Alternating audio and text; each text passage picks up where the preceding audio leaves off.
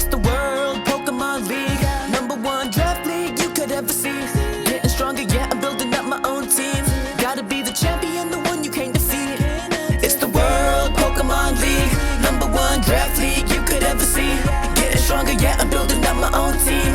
Gotta be the champion, the one you gotta beat. Hey. I don't know how I'm gonna start.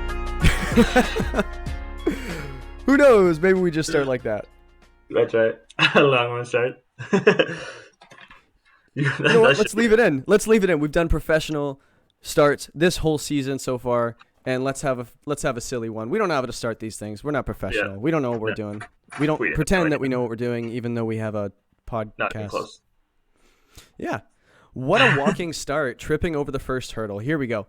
What podcast is this, Jay? What number? This is number 6. Is this 6? Can you believe it? Oh, because we did a post-draft, and then we did a pre-week 1. Right. So that's 2, and we're at 6 now. 2 and 4 equals That's 6. how you math, kids. There we go. That's our WPL Academy for the day. Quick maths. Addition. Quick maths. Jay, how you doing? Well, I'm doing good. I'm feeling pretty good. Yeah. What about besides Pokemon? How you doing? Just doing fantastic. I already know how you're doing in Pokemon. So every once in a while, I want to know how you're doing outside of Pokemon, because I know you're doing great in the Pokemon land, Mr. 3-in-1. Hey, back at you there. You know. No, stop Who it. would have thought that? No, stop it. No, keep going. we'll get to surprises a little later in the episode, but yeah, I don't know who's more surprised, you, the league, or me. So we'll see how this goes. So you know what? We normally don't do this, but we are going to call this podcast Nature's Madness or something along those lines, because it has been absolute madness. Yeah, this is a great idea, Jay. Thank you for that. I was going to go with Super Fang, but something with 50% anything, would have worked, but yours is better. Yep. Slightly. Which is really our relationship. I feel like you have the best ideas, and I just kind of hone them a little bit, Yeah, you always have to one-up me. You always gotta. That's one way. That's one way of looking at it, but You're gonna start a podcast with your son called Tevis and Tevis. Right. Actually, his name's Jackson, so we could do like J and J still. I'm gonna do my J and J Tevis edition podcast. Well, mine. So not with that attitude and not with those ideas, you're gonna have a one-up me. But you'll get them. You'll get them. We'll get there. Oh my God, that was a long week after playing you, so I'm kind of glad I bounced back this week. So, but we'll get into those matches. Hey, Vitor's been dropping that bounced back every time I talk to him. I think someone likes it. Yeah. So we must be having an impact on people. So much for our long intros. Yeah. Right. So what is this week? What are we going to go over this week? So this week, this week was our week 4, and half the season is now behind us. I like to call it the back 9 for all you golfers out there. So we're on the back 9 of the season. We're tired. We don't want to play anymore. We've had too many beers. Yeah, wait. Okay, now I'm not talking about the league anymore. I'm talking about golf. Oh, yeah. The cart's broken. 21. It's in the creek. Like that. That. I'm sure some that people kind of feel league. I'm trying to see if I can make it full circle to a Pokemon match. No, I can't. No, I think you should give up now. I definitely play Pokemon better than I golf. So, fun fact: I was actually on the golf course when the draft lottery was being done this season. Nice. And I was listening in on the general chat while I was on like the 12th hole, and they're just like, "What are you doing?" I'm like, "I'm." Talking to my wife, obviously. Not you don't something. Ground all your friends and tell them about your Pokemon League that you run. Very select friends know how lame I am. So, hey, being in a league is cool. Running it, super lame. So, let's trip into this. What we're gonna talk about this podcast. Yeah, I also like I golf. There we go, full circle. So we want to get into, there is significance to a halfway point in the season. You get a chance to start projecting things. You get a chance to start looking where people are going to be, such as projections and projection-y things. Yes. But also significant events. So there have been significant matches. There have been a lot of surprises. There have been very not surprises, like such as certain people on the leaderboard and things like that. But then there are some really big surprises. Me and you were going through them off camera or off mic a little bit, and yeah, there's quite a few of them. Hopefully, we can fit it all into this one. But let's do what we usually do. Let's go into the recaps. Yeah, recaps. It's like you knew what I was gonna say. We gotta finish each other's sentences and stuff like that. You're supposed to pause so I can finish your sentence. No, I have been not breathing during this podcast so far, so I will try that. So let's get into the recap. So first match, Jay, what do you want to talk about first? There have been 8. Let's jump into the sussiest match of the week. How about that? Oh my god. Kyogre versus the Distortion Zone. Okay, we're going to be a bit on this match. Pretty much everybody in this match had Serene Grace. That's what we learned. Hackmon's an option here. Yeah. No, it was they both get beyond all the disqualified. sus though. Beyond all that, it was a really entertaining match to watch though. I was on the edge of my chair. I really was. I was just kind of everybody was kind of. It was actually really viewed as well. There were a lot of people in there watching it too. Yeah. Which is always nice. Yeah. It was on the weekend, so I know I watched it live, but I don't think I was in general chat at the time. But a rough start, I would say, for Shadow. First turn, I was like, "Don't do it, Shadow. Don't do it. Don't hit do absorb. it. Just follow me." No, he did it. And then he did it. So I had to harass him a little bit after the match for that one. It's funny because that's how you also find out some items as well. It's just like absorb, token. Oh, belt policy. Okay. Right. I know what he tried. To do. Yeah. He definitely tried. I'll give him that. But he is as equally sussy on the other side of the field was a Dynamax Bronzong. Yeah.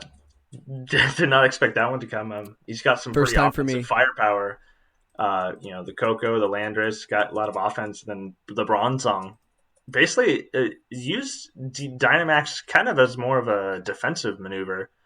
Started setting up the Steel Spikes to get the defense boost.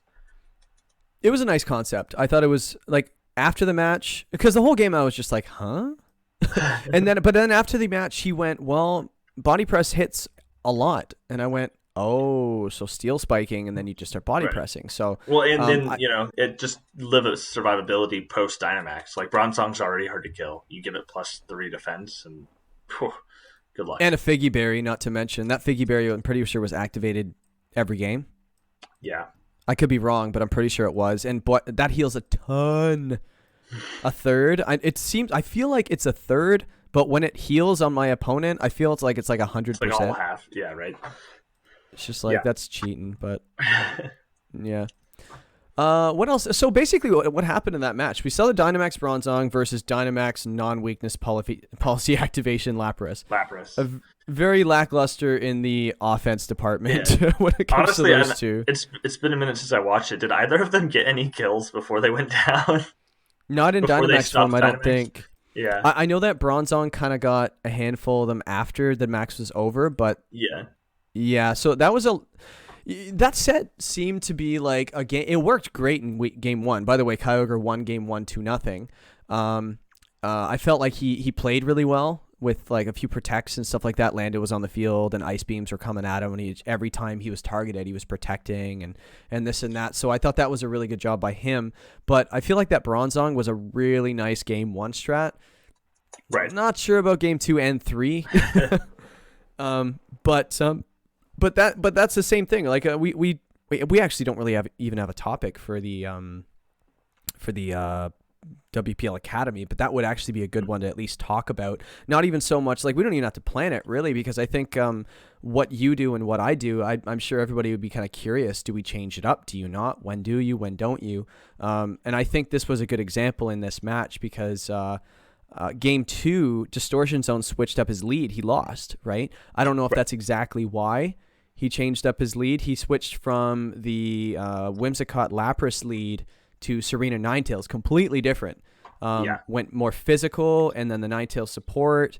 You can go for a Blizzard spam. It was a completely different strategy, like almost exactly the opposite. But Kyogre kept with his Togepi Bronzong, which a lot of people like to do. They like, if something works, especially if they why won. wouldn't I do it again? Right. Yeah.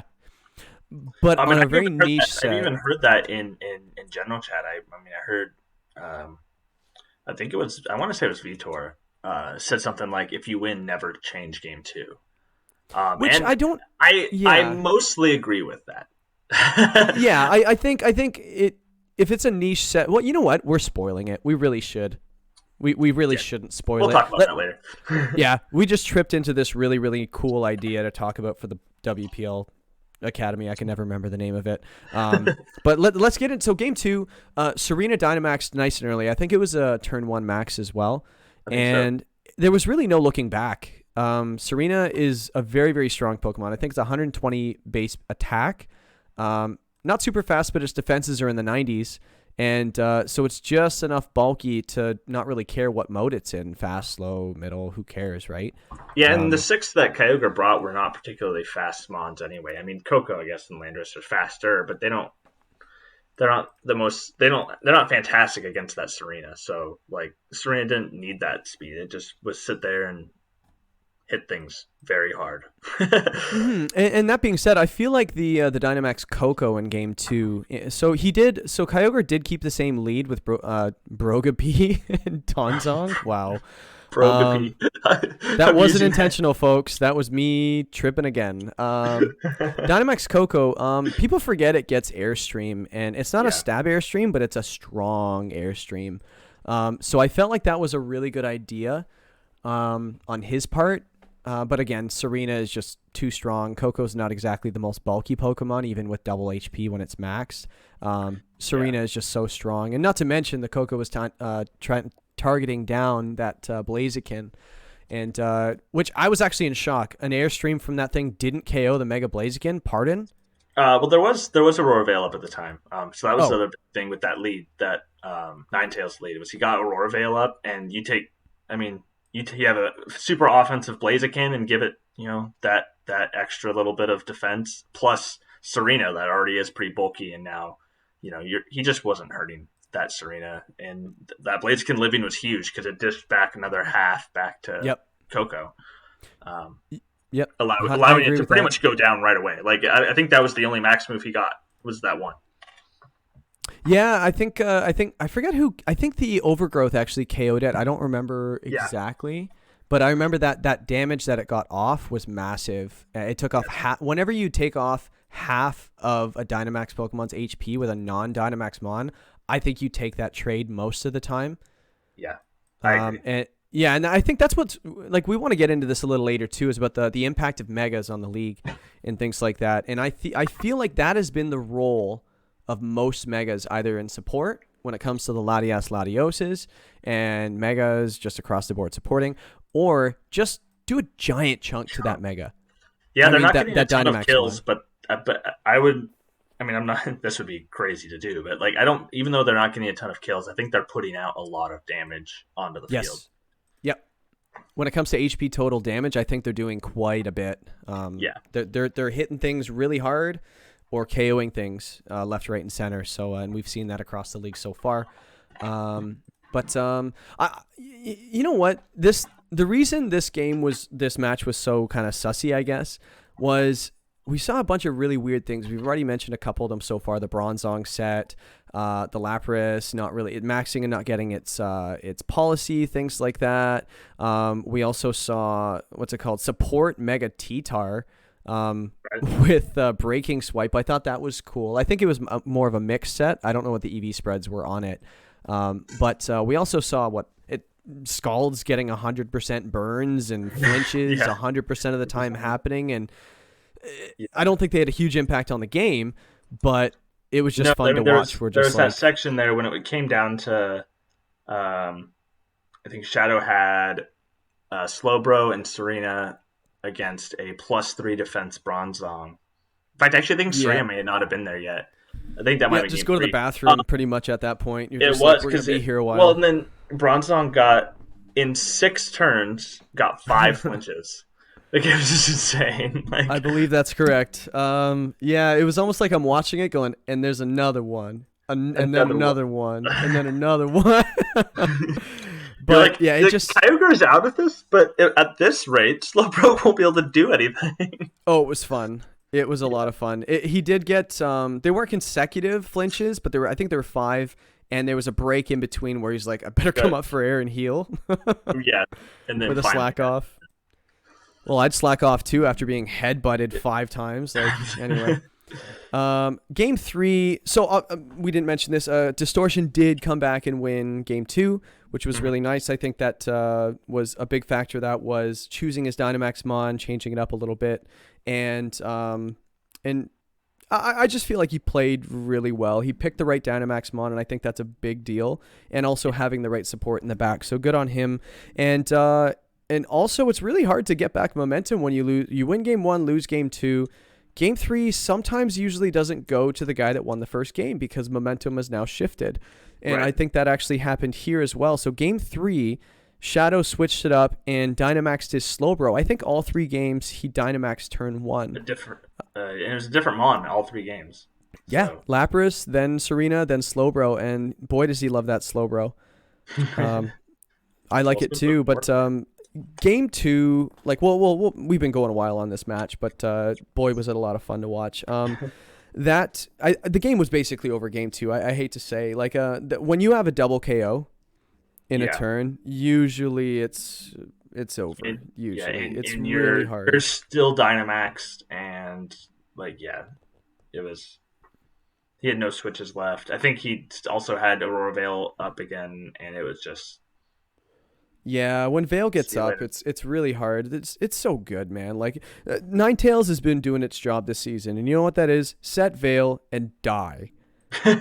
Get absolutely obliterated. And it's been doing that every single game we've seen it. But it leaves an impact, whether or not it's a Blizzard or if it's a Veil or something like that. Like I think he ran Scarf last week. I think I could be wrong. But yeah, it's just a really, really good pickup, a really, really good support Mon. I thought he planned his draft really well, and he has a really good team, and I stand by it. And that being said, the match goes to Distortion, and he ends up being 2-2, which is actually he hasn't gotten 2 wins in a season yet, so I'm really proud of him. Kyogre, unfortunately, on the other hand, I think he's not impressed with his season at all. I think he's been a really good sport so far. Like he's obviously nobody likes losing, but I feel like he's just an absolute class act. Whenever I talk to him after he loses, he's like, you know what? I'll get him next time. And I'm like, dude, could you be angry for a second? Could you just be pissed off? It's like Canadian in him. You know what? He's too Canadian. Yeah, I forgot he's Canadian, and he probably voted conservative too. So. No, but if anybody didn't know, we had an election yesterday, and the Liberals won. I don't know if people are happy about that, but I don't know who's happy. It doesn't really matter because this isn't a political podcast.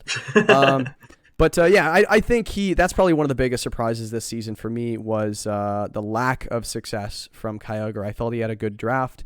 I feel like he had a good theory behind his draft and what went together. But I feel like there's no way he would say he's happy with anything that's happened this season. Like he's made a bunch of moves. Usually teams near the top don't make a ton of transactions. But you see teams usually in desperation mode, which he definitely is right now, make a lot of moves. And I think he's made a couple of trades and one free agent move. I feel like it was more. He's been a part of 2 trades already though. So I think that might which be why by the way, can you believe we have this many player-to-player trades? 3? I don't think I've ever seen. I think I've seen 1 or 2.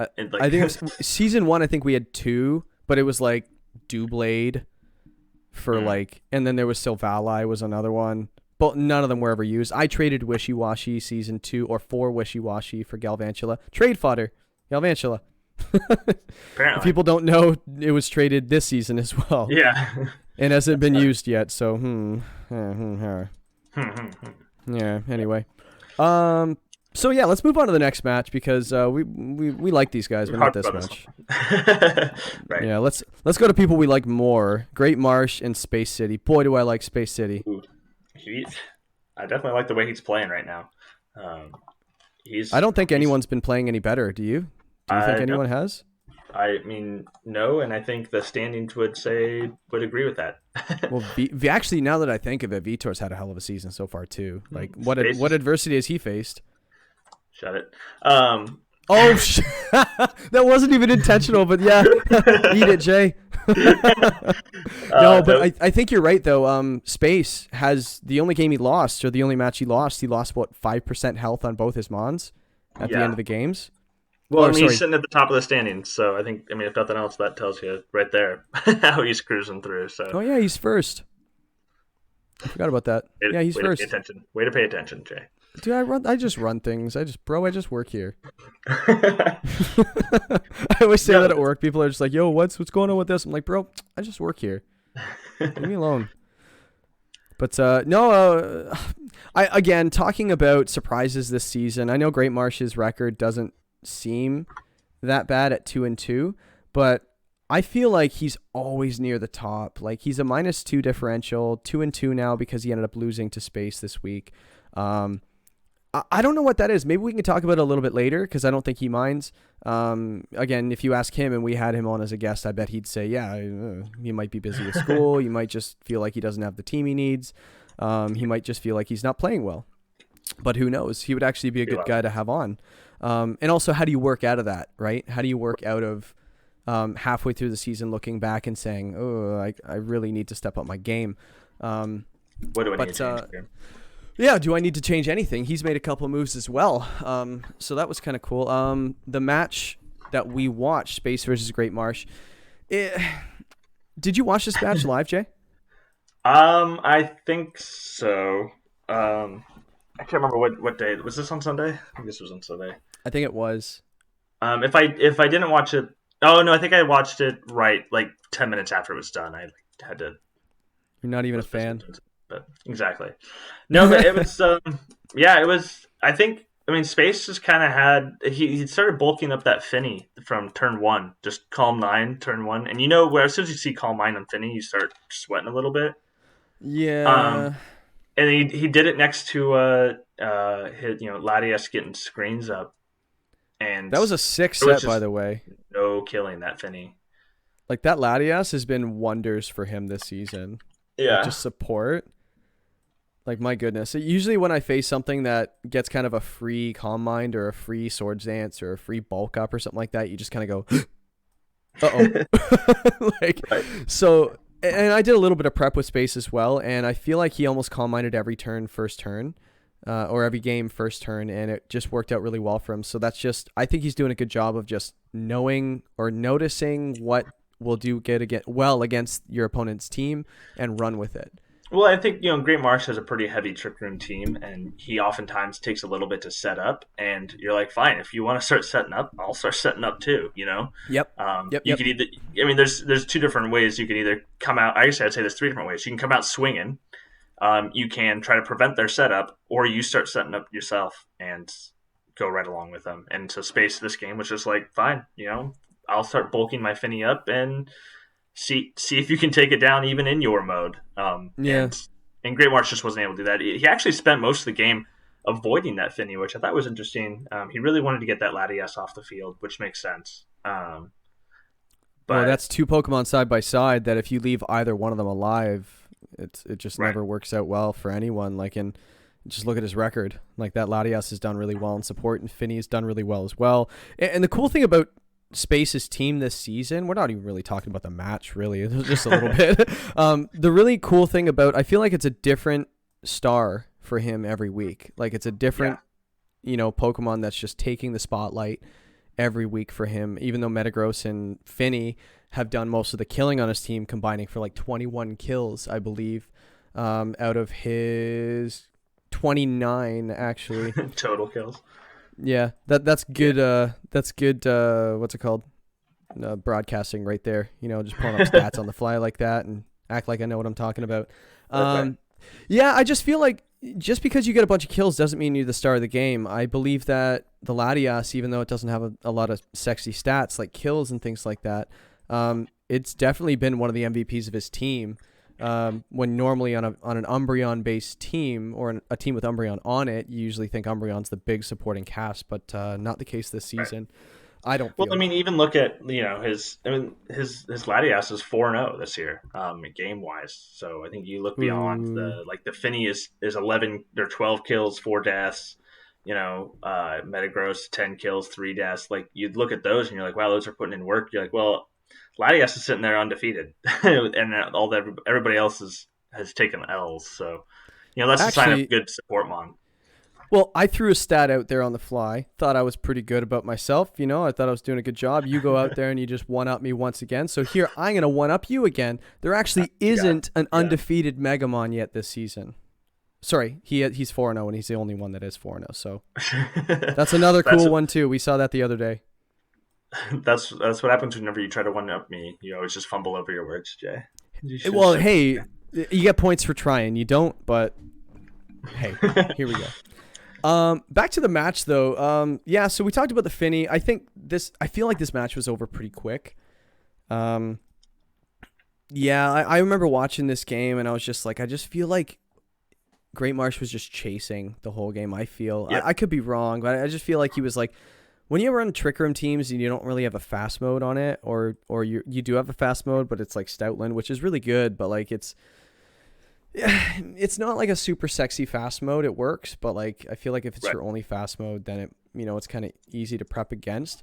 If you decide to go that Trick Room mode, like you said before, you want to set up. It takes you a turn to do it. Well, I'm going to set up as well, and it's going to be hard to take me down. Yeah, which we saw this game. And game 2, Grant Marsh did try to switch it up a little bit. He went a little bit faster. I think that's when he brought his Rotom. Yeah, I remember that. Yeah, to try to he tried electro webbing to get some damage on, or a volt switch. It was a helping hand volt switch turn 1, and Finny just protected beautifully and they got the light screen up. So I think that was the story of game 2 was Space just protect and helping hands was just always right at the right moment, and yeah, that's all she wrote there. I think it was again I'd say by turn 2 or 3 it was pretty well over at that point. Yeah, and I do believe Great Marsh has so much more to offer. I feel like, but you know what? There's a part of it too that I think, and we've seen this across a handful of different teams this season. We've seen teams have success, and we've had teams near the bottom of the standings and stuff like that. But I feel like a lot of that is obviously how you play in game, leads, and all these analytical stuff that we talk about.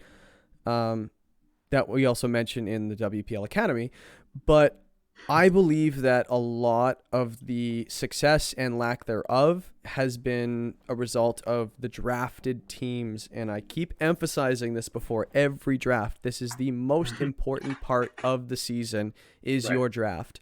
And just look at the proof. I believe Space City, when he got that Metagross Finny, I knew he was going to be a top team. That's really all you need. On the offensive side, and also supporting your best mon. Vitor has had a really, really strong draft as well, going strong sand. I believe that Octo had a really, really good draft as well. Like yours, I don't think you're benefiting from like an awesome draft. I think you yourself would say you could have had a better draft, but I do believe you're playing well. But again, this isn't like a do this, get that. You have a good draft, you're gonna have a good season. No. Well, I think you win your season playing your matches. I think you can lose your season at the draft. That was so good, Jay. Thanks. That was so good. I got some wisdom out there. No, because I think you even really good players can only go as far as their team will carry them.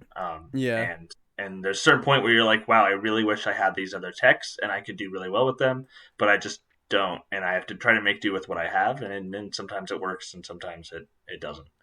And I think there's several guys this season that are feeling the pains of that right now. Yeah, like, and that's one of the things I say in draft prep to a lot of guys is like you don't want to find out you're missing something mid-season. You want to have at least an option for everything for the most part. You want to have a fast mode, a slow mode, a good way of setting up Trick Room, a good way of stopping Trick Room. You want to have a taunt user. You want to probably have a prankster mon. You want to have a way of playing in both modes. You know, you want to have weather control, anti-weather. You want to have all these tools in your tool belt. And I feel like sometimes mid-season you're just like, I literally don't have anything for this, and I can't make a move because I was focusing on this week's match, and then next week's match is now, and you know what I mean. And you find out a lot of this stuff in prep. So like, and I few people are here probably going, oh God, I know. Like, well, I think one of the things my team was missing big time was some sort of prankster support mon, or like just a really good support mon, consistent support. And so I had to go out and get Sableye, and I actually think my team is significantly better now. And I think I'm going to have a lot more options, and that makes me more excited going forward on the things I might be able to do with that. There are very few. Sorry, there are very few scenarios where a team loses Porygon Z and gets better. Yes. But this is one of them, I think. I think this happened to be one of them. And in part because I think PZ is a very, very strong mon, but you need the pieces around it to support it, and I just didn't have that. I looked at I looked at Sapphire's team, and he had a lot of support options and not a lot of just go out there and nuke something options, and it made sense. And I think both of our teams got better because of that. Yeah. And that's the cool thing about trades as well. Like when both teams win and get a piece of the puzzle after losing an excess, you know, it's always really, really nice to see. Nobody won the trade. Actually, no one lost the trade. You both won. So, that's right. But Jay, it's not even your match right now. Why are we talking about your match? We're getting way off topic here. this we word we like to use. We are going off topic. No, it's cool. It's cool. So as a result, Great Marsh. I feel like he's not having the season he wants. I do think he has a chance to come back. He's 2-2. Like... He's definitely not out of it. He's the worst 2-2 team. Teams like less than 2-2. They're just like, oh God, I wish I were 2-2. Yeah, he definitely has some tiebreakers he needs to make up through the rest of the season. But sitting at 2-2, you come back 3-1 in the second half, and you're probably right there in the playoffs. So 4-0, right? He could win the next 4 games. Like we've had definitely in the history books, we've had guys come back from having, and it's funny we're talking, and I mean there's that word again, me.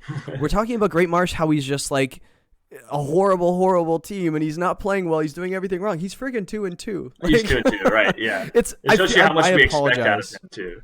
I think it's because the bar is set so high. Like before the season started, he was the most successful regular season team in the history of the league, right? Hands down. Yeah. I think that was the case. I could be wrong, but I'm pretty sure that was the case. And I sung his praises nonstop, and he just hasn't been getting the wins I thought he was going to get. No offense to his opponents or anything. I just feel like he hasn't had the games he's wanted. Yeah. But I'm sorry, buddy. I love you.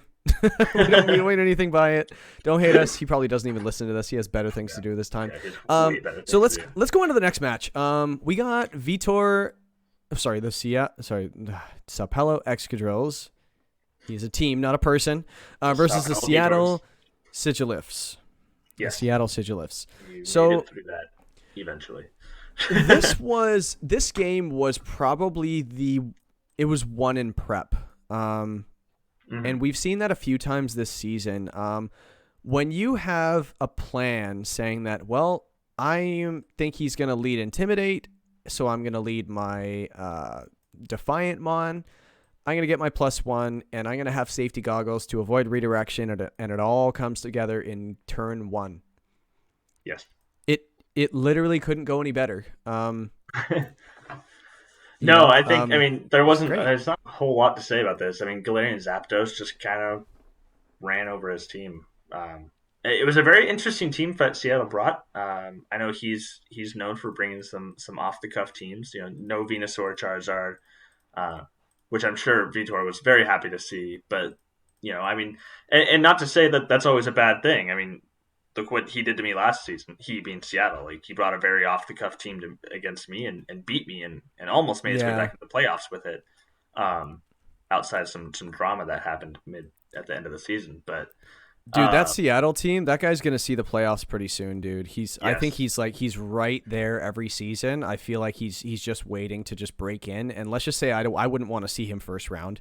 Nope. Nope. I don't it's not a team you want to see in the playoffs for sure. Well, it's not in a bad way either. It's just you don't want to see a team that is good. You don't want to see a team that's sneaky. You don't want to see a team that could steal a win off of you. And I believe that Seattle can do that. We've seen it a little bit. That's another team that I feel is actually done better than his record shows. Like he's 2-2 as well. Doesn't quite have the plus minus that Great Marsh has right now. But even he says that he's not having the season he wants, and he feels like he should have won a few of the games, and I think we all feel that way sometimes. But when you're facing a former champion in Vitor, it's so hard to get the jump on him, right? Right. But yeah, I just believe that Vitor just had such good prep. His Mr. Mime, again, probably one of the best support mons, or this season so far, talking about first half stuff. Galarian Zapdos, he was really excited about it in the draft. He hasn't used it a ton, but this week it definitely showed up and just started obliterating things. And Mr. Mime, I think he only used 2 Pokemon. Yep, game 1 he only used Zapdos and Mr. Mime the whole game. Yeah, that's crazy. That's just this is one of those that it worked out in prep, and you just hang your head and come back next week. That's pretty much it. And, I mean, like you said, Seattle's sitting at 2-2. He's right there in the thick of things. I mean, he's only outside the playoff race because of tiebreakers at this point. So, yeah, he could probably finish like second or third place, dude, if he just goes off, right? Right. But I think they both. Yeah, that's literally what I was about to say. He stole it. Stop doing that. It's like we're on the same wavelength here. It's like we have the same name and everything. So that's it for that match. I don't think we've seen the last of either of these two teams. So watch out for both of them. Next match, 2 buddies facing off: Cyanwood Cyndaquils versus the Salamence Sapphires. I wrote Salamence and not Sapphire, and I'm like, that's his name. That's what it is. Double S. Yes. So I actually went in depth of the in like review of this game, so I might actually jump on this one when it comes to like how this match went. This wasn't super sussy. This one was just really I'm saying that because like there's a lot of burns and stuff like that, and there are a couple questionable plays, blah blah blah. But I feel like the fact when 2 friends fight each other or play each other, you just want to be like, oh yeah. Both of these guys want to just smash the other guy, right? Right. So we saw a lot of burns. I know that Cyanwood's team is very physical with his Gyarados, his Mawile, his Mega, which has done really well for him this season. His water types just kind of being the same type. Thunder Punch just kind of went into it really, really hard. But Gengar just kind of... Gengar took over this match, especially game 1. Game 1 was Gengar. He imprisoned from the beginning, and then just like Icy Wind and taunted, and basically just stopped everything that Cyanwood wanted to do. Gengar just sat there. It had a focus sash and didn't even get hit until like turn 6, and was just a pain in the butt the entire game, match. Really, when you use 15 support moves, like that's.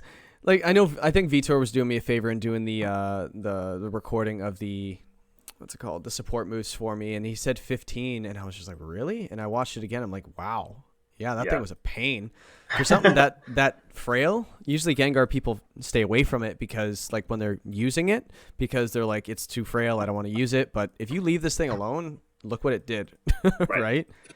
Yep. But yeah, like I just felt like there was a. I like to say you need to be a goldfish, but at the same time, you got to remember what happened in the previous game. Like we saw a Thunder Punch destroyed the Gyarados game 1 when it was maxed, and turn 2 just did it again. Yep. I mean, it didn't quite kill because it didn't have the chip on it. But it brought it, especially as Gyarados was life orbed, so like it did its own chip over the next 2 turns. Yeah, that Thunder Punch just wrecked it. Yeah, and then a bunch of the burns and stuff like that. Like I think just being aware of what happened, writing down the moves on your opponent and stuff like that, seeing that, oh, we can use this again. Oh, he's used 4 moves. He's not going to use anything else that I'm afraid of, which is awesome. He doesn't have this or this or this, right? So yeah, I thought that was yeah, and you know what, Kev's really, these are 2 teams that both really needed a win, and well, one of them had to get it. But so Kev's yeah, Kev's I feel like played just a little bit better, and he ended up getting the win. So so unfortunately, Cyanwood is one of the one of the winless teams this season. But you know, I think he'll eventually get one. You know, I think he's got a decent team, and there might be a couple of moves in the not too distant future. Hopefully, he doesn't get his first win this week coming up. That would be really nice because he's facing me. But no, good luck to my opponent this week. And hey, anything can happen, right? But let's move on to the next match: Los Angeles Linoons versus the Spiel of Orichalcos. Yeah, this one was another really fun one to watch. You know, I think both teams had a lot of cool tech on them. And I just remember this one was a nail biter all the way. I mean, all the way down to the very last turn of the whole match. Obviously, some hacks went one player's way and not the other. Yeah, this match got sussier as it went on, but game one was just, it was a little bit of a blowout game one, and then it just got into this chess match match. Yeah, I mean, because Escav came out with what was it? Who had? Oh, it was yeah, it came out and just max Geyser turn 1 in front of a Rotom Heat, which was pretty ballsy, I have to say. But well, it's definitely how you counter one of your counters. That's right, for sure. Right. It set rain, and then I mean Escav in the rain. I had it last season, and I kept thinking, well, how do I get Trick Room up for this thing? How do I get Trick Room up for this thing? That thing don't need it. You don't necessarily need it. I mean, it definitely helps. No. Don't get me wrong, but yeah, the Octoberry setting up rain with a Max Geyser turn 1, and it just kind of went off from there. Yeah, that S-Cav is just so scary. Usually when you... And he put an Octoberry on it too, so he had Rain and an Octoberry, and it led to a 3-0 win. It was a turn 1 max. Who needs Trick Room, right? And it got 3 kills as well in the match, right? So, as we mentioned earlier, when to do a lead again and when not to do a lead again. Yep. I think this is the second time this week that someone had a really good game 1 with a lead and didn't go back to it. Yeah, that was interesting. Especially, and we'll get into this maybe in a couple minutes, but like, you know, he came out because like I said, I'm not always opposed to switching it up game 2. Yeah, same. But then as game 2 went, Spiel was able to get a win that game, and then LA still didn't go back to that plan that had worked game 1. It was so good too. That was the weird part. Like, it wasn't just like he squeaked out a win and said that went well, let's switch it up. No, I feel like he didn't really have an answer for it. Like, the answer that Spiel had for that lead was just decimated by that S-Cav, right? It's just 100 defenses. I think it's 105 actually on both defense and special, and then you set the rain for it, and then you also have an Octoberry. It's just like, it's only got one weakness, boys. You know, and that's a way of definitely stopping that weakness turn a bad matchup into a good one really pretty darn quick. But you know, but it's also hats off to your opponent as well. Like game 2, Spiel, he went for the same lead and said, you know what, I felt like I could have done it better. You know, like he went for the crocodile with I think it had a scarf as well, and he had like just spread moves. So stab earthquake with a levitate mon next to you is just really nice to have, especially when it's fast and hits hard, and not to mention your partner can discharge as well. But usually after losing a game 1, when you feel like you could have done a little bit better, you go into a game 2, try it again, and you miss double miss on a rock slide. Oh my gosh, I forgot about that. Yeah. It was just like, and then Rotom took a Max Geyser from the Tornadus this time. That was part of the lead he switched up. Tornadus was also really good, and we found out after a little bit of research that the only way Tornadus gets a water move is through Weather Ball. So the Rain Dance Weather Ball was actually really cool. Mm-hmm. Wasn't expecting a water move from that Tornadus, I would assume. So he had 2 responses for that Rotom, and Rotom is just any Rotom's a good Rotom. Right. And it's just so bulky.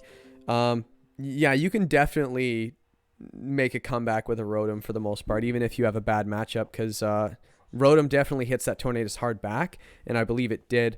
But it looks like he squeaked out a Game 2 win. But hey, that's all you need to get to a Game 3, right? That's right. I mean, yeah, and you come back and you're just like, at that point, your goal is I need to push this to a Game 3, and set myself up to hopefully take that last one.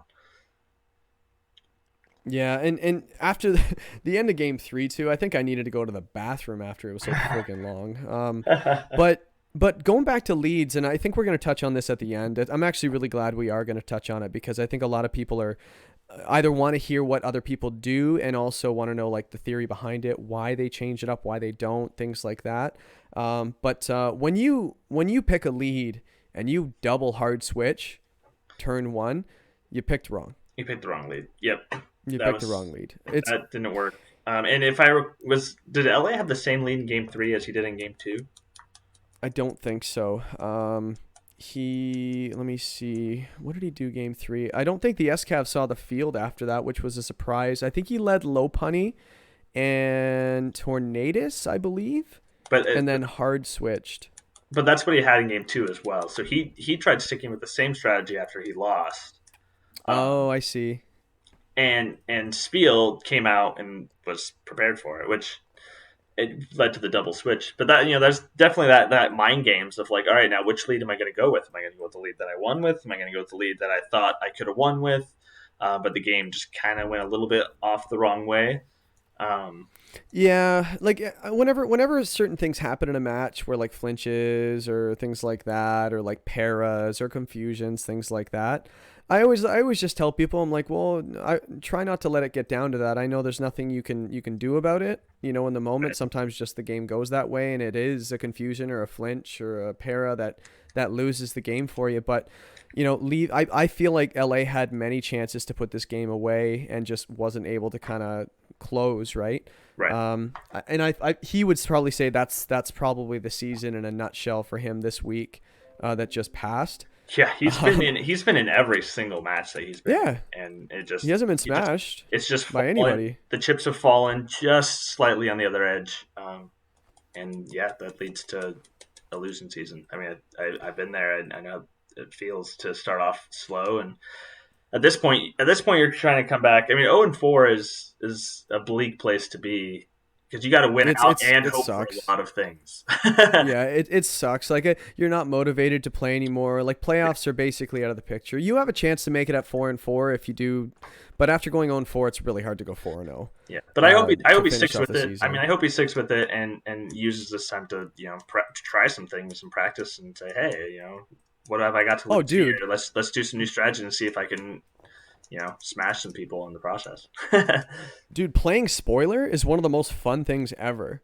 Right. Like just ask a Seattle Sigilus, man. I think last season or the season before, he was kind of out, and boy, did he have some fun near the end of the season. He's like, well, I'm going to have some fun memeing out. And we saw a nasty plot Aromatisse, which actually swept, did really, really well. Then we saw the Max and Didi last season that we reference probably every match or every week that we talk about it. No, I think you could have a lot of fun in the second half of the season if it's not looking good. Right. And you also have some free agent moves and trades you can make and stuff like that as well. But yeah, he has a lot of experience in another league, and I think when he came here, I think it just goes to show how competitive our league actually is. Yep. There's no free wins, none at all. And even the teams near the bottom, which I usually am near the bottom, can really surprise you week to week, right? And when you underestimate your opponent, that's usually when your season gets away from you. So I would definitely look out for that. But Spiel has definitely bounced back. He was 0-2. Talk about a guy that wasn't really motivated, and now he's 2-2, right back in it. Right, we're talking about a second half. The worst guy to face in the second half of the season is a hot player, and he 2 wins straight. He's motivated. He's excited. Did you hear that, Spiel? He's got a hell of a team. Jay just called you hot. That's all. You're hot, bro. Not as hot as Dublin Delmise though, so hell of a Oh, segue right there. look I'm at getting that. better at this. As opposed to last week. Speaking of Ireland, Jason, we didn't reference Ireland at all. Not, No, yeah, yeah. and here Speaking we are. of Superman, bringing us to Lex. Oh my No, gosh. no. I think this was Another quality match. probably. I'm sure I didn't hear what you said, but I'm sure it was lovely, and it was a compliment. So thank you. I said it was another quality match. It was another fun one to Oh, watch. I thought you were And the one chirping that me I again. was. That would have been so. It would have been more fun if you chirped me. No, there's You plenty more don't do time. it like you used to anymore. There's plenty more time for that. Yeah, this was a hell of a match, man. Like, I we say that about a lot of them, but this is two juggernauts facing off against each other, Yeah. and with two teams going in the same direction. Lex was 2-1 at the time. You had Octo was 3-0. Like Octo was running away with the league, and then he runs into this really hot Lex team right now that just is just winning and winning and winning. Yeah. But yeah, man, like you watch, I think Lex is probably one of the better second half players in our history. Oh yeah. Like for sure. I would say I could probably look back and check out stats if I were a good reporter, but I'm absolutely not. We're not gonna. We're not going to do that. Very interesting team on both sides. I think that Lex is what won Lex the week was he went with his best foot forward. What do you think? I agree completely. We saw a couple of interesting Lex teams over the last couple of weeks. And this time he's like, I'm going up against the best. I'm gonna have to bring my best, and that's exactly Yep. what he did. Yeah, he brought it. Good take. Yeah, I think it was, and it wasn't even. I mean, and it wasn't easy along the way either. I mean, it was back and forth all match long. I think Lex kind of came out game one and won. It didn't end up being handily, but I think a freeze on Delmise certainly made the game last a little bit longer than it probably should have.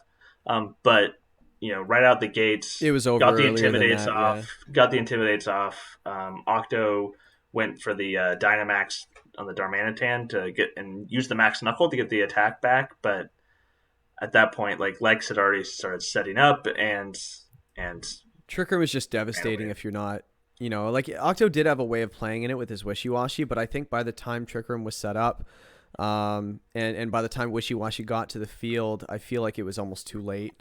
right. But like we always say this all the time, when as good of a player as Octo is, sometimes you just got to tip your cap to a guy that bested you one week.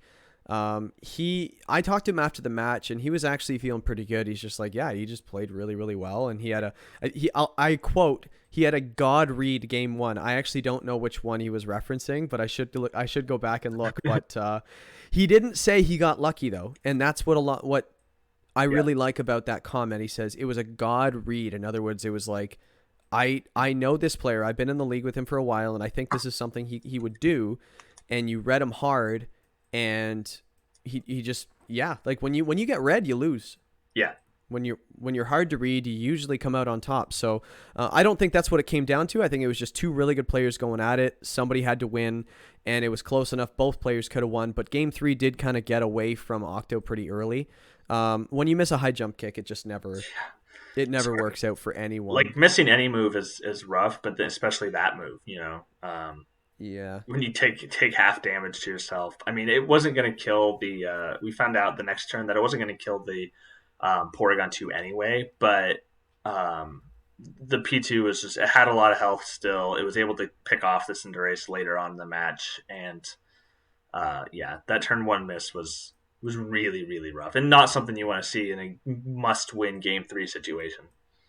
Yeah, like when it comes down to game 3, it's just you really hope to bring your best game, and it just didn't get off to a good start. And speaking of Pokemon that are not usually used in the offensive sense, like Porygon 2, Insane went off to game 3. Like it just flare blitzing everything other than that Wishy-Washy, but No, I mean it put in a lot of work. I think it kind of wrecked the Cottony in one hit. It put a big chunk into Darmanitan. I think it even hit Cinderace big because it was a different type. It was like fighting type that turn. Cinderace. And just and Sonora kind of went off. It's similar to what what Darmanitan did game 2. Darmanitan just sat there and used Rock Slide over and over again, and just chipped down everything and just wrecked it. And that's Well, basically what Incineroar did game 3. Is it just like it never maxed? It just sat there and chip damage, like yeah. chunk. I love how you chunk called it damage, chip chunk damage. It's 140 base power Pokemon with friggin' Gorilla Tactics. Yeah, just a little bit of chip. No, I know, but yeah, no, but like I'm making usually fun of you. you expect like big hits from the Dynamax Mon or something, and sometimes it's just letting something sit there that really you should be getting rid of. And Yeah, we mentioned sometimes that. you mentioned like yeah, Darmanitan did that with the Rock Slides, but he was dealing with a Maxmon right next to it. You're like, what do I try to hit the Yeah, what Maxmon do you that's hitting do? me with base 140 moves, or do I try to kill this Darmanitan that's just sitting there being a pain in the butt? And that's what Incineroar did game 3. Incineroar just sat there, and we were like, well, I don't really need to super worry about Incineroar. And Incineroar's like, excuse me? Let me show you why you should be worried about me. And That should be one of the definitions of a valuable Pokemon in Draft League, or just a valuable Pokemon in general, is a Pokemon that if you ignore it, you're going to lose, and if you kill it and ignore its partner, first of all, it's hard to kill, and second of all, if you ignore the partner, you're probably still going to lose as well. So it's and Incin just kind of fits. Actually, Incin and Darmanitan kind of fit that role, right. as well. So, and you're forced to max P2, but by the time it maxed, it was over in game 2, and then game 3. We're bouncing all over the place, but Wishiwashi is such a good Pokemon, and we saw it in season 1. But I feel like Wishiwashi just wasn't really able to kind of get going, and when it was getting going, it was just staring down a Delmise. Well, it did It's game just- 2. I'm pretty sure Wishiwashi is kind of what did a lot game 2. That Darm was sitting next to, if I recall correctly. Yeah, So it definitely did game 2, but I think it came in a little bit too late in game 3. Because I remember it came in. I think it came in when there was 2 turns of Trick Room left, and it had the room service, and so it was really there was 3 Pokemon left. It was really good for on- like a yeah. turn, and then the room service ended up hurting him because the Trick Room was over just in time. Yeah, exactly. I think he just timed that perfectly. Lex, Dublin Delmise. He just plays so well, man. Both of them play really well. I didn't want either of them to lose, but yeah, again, those guys are going to be. I picked Lex to win everything this season, so I stand by that. I think you picked Octo, so that was another thing. So clearly, I'm right and you're wrong. I think we need to go back to the no, board on that pick'ems one. aren't a thing. Pick'ems aren't a thing. They never happened, and yeah. Speaking of disappointments, your match. Wow. All right. Speaking of disappointments, let's talk about your match. Yeah. I mean, there's not a lot to say. I think Sneasel Colossal. My very first win of the season was against a Sneasel Colossal team. So if that means anything, don't bring Sneasel Colossal against me. I'm 2-0 against it. I don't know. Was this last season you faced Sneasel Colossal? Season 2. My very first win in the league. Period. Was against Sneasel Colossal. Who had that in season 2? I forget. Seattle did. Seattle had that too? Yeah. Why do we keep letting them get these crazy duos? That's a good question. Oh my god. Yeah. Like I'll talk a little bit about yours because we'll do mine next as well, and you can kind of go off on that one. Talk about how horrible it was. This one was a really. I love games like this where it's just like bam, bam, bam, like you just smashing each other back and forth. Like I feel like you were OHKOing him, he was OHKOing you, and the game's over in 4 turns. And it was just, that's pretty much how this strat works. Is like the Colossal strat is just so hyper offense. It's just max your speed, double your attack, let's go. Right. And then like last week it got three passive kills, but it was just like, yeah, like he didn't get the policy off, did he? I don't think. Sorry, no, he didn't get the surf off. That's what it was. He never got the surf. Yeah, and that's the big thing about the Colossal strat as well, is that when it gets to times 3 speed at +6, it's so hard to stop. So if it doesn't get that speed boost, it's really kind of hard to get going aside from Trick Room. But game 1 Haxorus just went off. Game 2 Haxorus went off again. I think I knew the game was over when I saw the Blizzard from Vanillux do a quarter damage to the Haxorus. I was like, oh wow. That was probably the answer for it, and it did only a quarter damage to it. Dynamaxed, of course. Well, yeah. But yeah, like it's just Definitely. yeah, and then game 2 went just as fast as well. Florida went with the same lead, and I actually don't disagree with going with the same lead. I think when you have such a monster strategy, here's my best try to beat it, and you did have a really good strategy for it, but yeah, I feel like the Sneasel, it's just not quite fast enough sometimes, aside from Scarf. And your Manectric definitely outsped it, and yeah, it's just he just couldn't really get it going, and he did a really good job stopping his main strat. We didn't see the Arcanine though, so that was I was kind of hoping to see that. Yeah, but I wouldn't be surprised if you had an answer. I fully expected the Arcanine game too, because I knew it had. Well, I was like 99% sure it had Justified because he showed beat up game 1. On yeah, Sneasel. he attacked with it. He attacked and Vaporeon, I think it was, with beat up, and so I was like, oh, I guess that somewhat answers what Arcanine is. So I thought he would go Arcanine game 2. I mean, I had a plan for it. When your opponent has those big, Sneasel Arcanine, Sneasel Colossal, Arctovish, and Vanillix was another one. Like, he has so many combos, and you have to. I had to find one that at least did okay with all of them. It did better against some than others, obviously. Sneasel Colossal was definitely one that I definitely knew.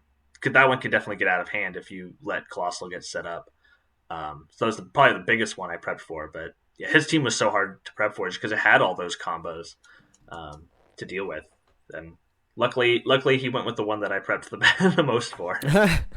Yeah, the prep did not go as well as that match did. I'll tell people that prep that was not an easy team to prep against. That's for sure.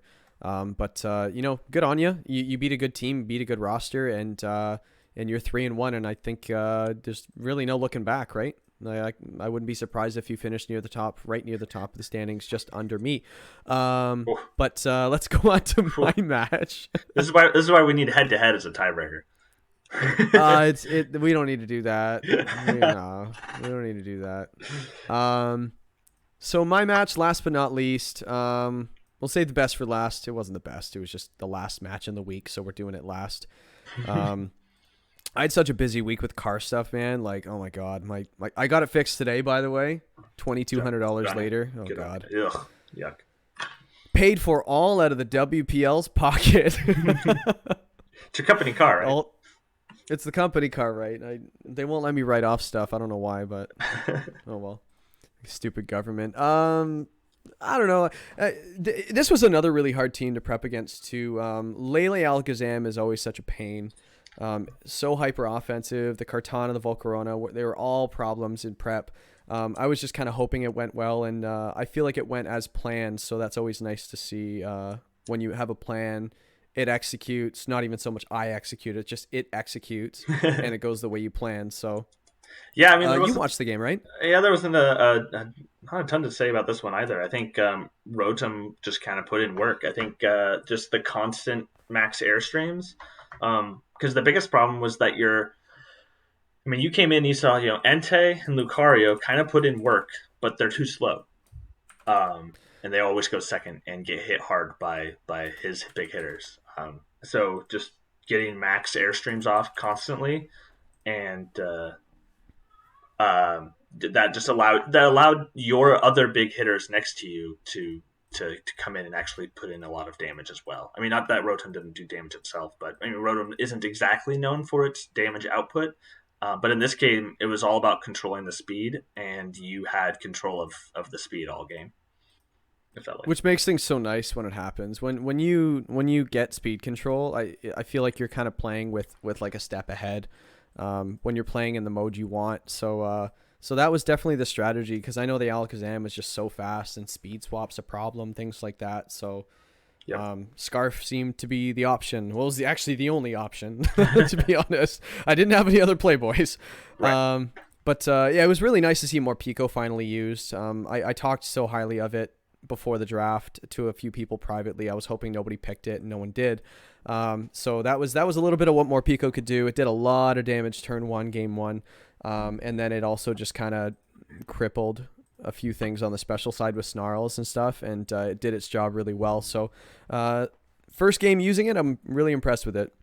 Yeah. And I would recommend It's always people see the more Pico thing as well. It's nice to see a Mega doing well too. My Lucario, I didn't even use it for the first couple weeks, and the past couple weeks it's been used, and it's actually done really well. I just feel like it needs to be set up and just take out its threats. Your first round draft pick is actually doing well. That's crazy. My first round draft pick that I was begging for, I barely used. Speaking of one of your best Pokemon not getting used, Glacier.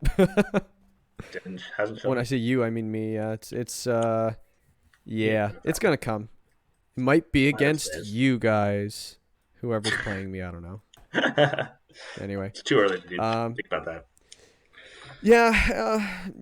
I'm really happy Lucario was getting used, and Entei's just been a staple all season. And the new Rabami didn't get to see the field yet. It will. I picked it up for a reason, so it just didn't. I felt like Morpeko did it better this week, but that Entei living on 5% health. That was actually your idea to throw Assault Vest on that thing, wasn't it? It was indeed. So I owe you 5% of that win. You do. Clearly. Crap.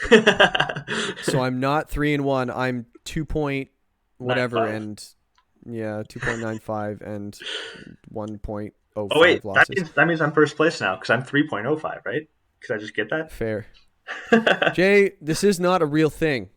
This is not in the standings. You gave me access to the sheet. Don't make me use it. And you're an admin, so that's right. There's that. Sauce did switch up his lead, so he actually went for the Lele Alakazam game. No, oh my god, he went for Golduck. That's what it was. Golduck, yeah. Oh yeah. When I saw the Golduck in Team Preview, I'm like, oh my god, this is the first time I'm looking at what this thing does. I didn't think there was any chance this thing was coming, so I was like scrambling. I'm like, oh my god, and I started looking. I'm like, oh, Soak. Yeah, that's gonna be a thing.